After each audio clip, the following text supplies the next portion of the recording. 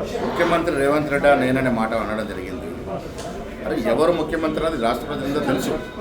రేవంత్ రెడ్డిని ముఖ్యమంత్రి రాష్ట్ర ప్రజలు ఎన్నుకున్నారు. ఎవరు పరిలో వారు పనిచేయాల్సింది. అమెరికాలో దాక్కున్నటువంటి టెలిఫోన్ ట్యాపింగ్ దొంగలు తీసుకొచ్చే బాధ్యత మీదా కాదా? దాన్ని స్పష్టత ఇవ్వండి. కేంద్ర ప్రభుత్వ పరిధిలో ఉన్నటువంటి అంశాలని కూడా మీరు ఆ అంశాలు నెరవేర్చకుండా రాష్ట్ర ప్రభుత్వం నెత్తిన పెడతా ఉన్నారు. ఇది పద్ధతి కాదు. కేంద్రంలో పరిధిలో ఉన్నటువంటి అంశాన్ని మీరు పరిపూర్ణంగా చేస్తూ తెలంగాణకి న్యాయం చేస్తే మేము మిమ్మల్ని గౌరవిస్తాము.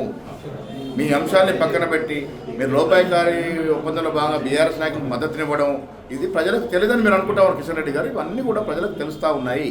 మీకు బీఆర్ఎస్ పార్టీకి ఉన్న లోపాయకార ఒప్పందం బయటపడింది. ఇటీవల జరిగిన ఎమ్మెల్సీ ఎన్నికలు కూడా మీ ఒప్పందం బయటపడింది.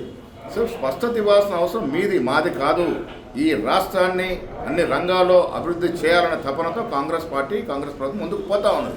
మీకు చేతనైన సాయం చేయండి. చేయనప్పుడు ఈ రకమైన విమర్శలు చేయకండి.